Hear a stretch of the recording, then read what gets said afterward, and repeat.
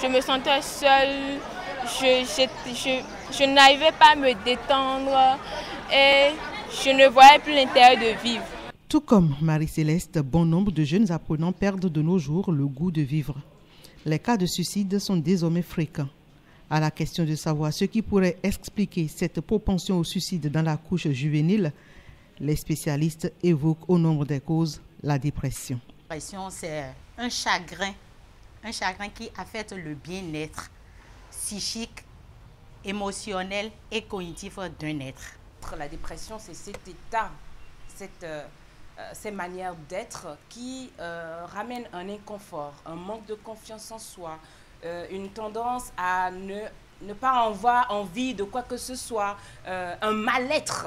Et ça, on l'observe chez l'enfant du fait de ses résultats scolaires qui changent, qui chutent drastiquement, de son insociabilité, du développement de certains caractères inhabituels comme le vol, le mensonge, des petites choses comme ça. Mais l'absence d'une connaissance de cette pathologie, si je peux parler en ces termes, fait que nous passons à côté de ce mal-être de nos enfants qui nous empêche de leur apporter l'accompagnement nécessaire. Bien de facteurs favorisent malheureusement de nos jours les situations d'inconfort et de mal-être chez les adolescents et jeunes. Entre autres, les difficultés socio-économiques, les difficultés scolaires, le désespoir, la faible estime de soi.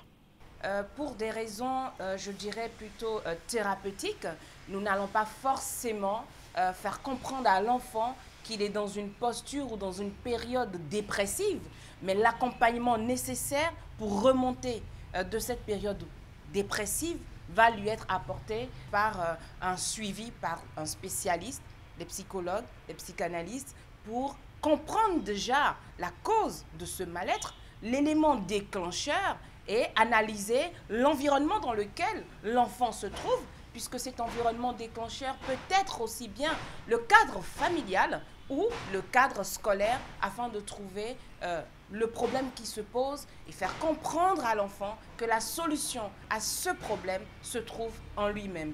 Le sujet souffrant de dépression a nécessairement besoin d'un accompagnement professionnel.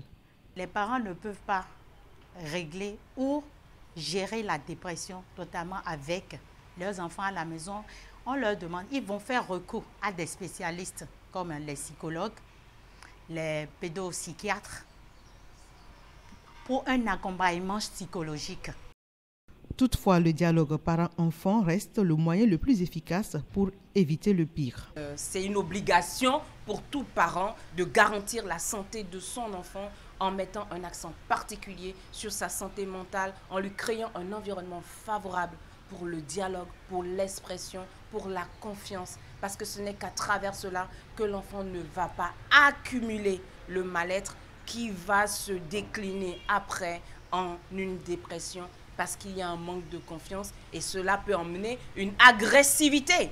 Parce que si j'ai l'impression que personne ne fait attention à moi ou que je lance des signaux pour qu'on puisse venir à l'aide, je serai obligé de devenir violent ou d'aller jusqu'au pire. Mieux vaut prévenir que guérir, dit-on. Il faut donc privilégier à la base la bonne communication avec son enfant, l'écoute attentive et beaucoup d'affection.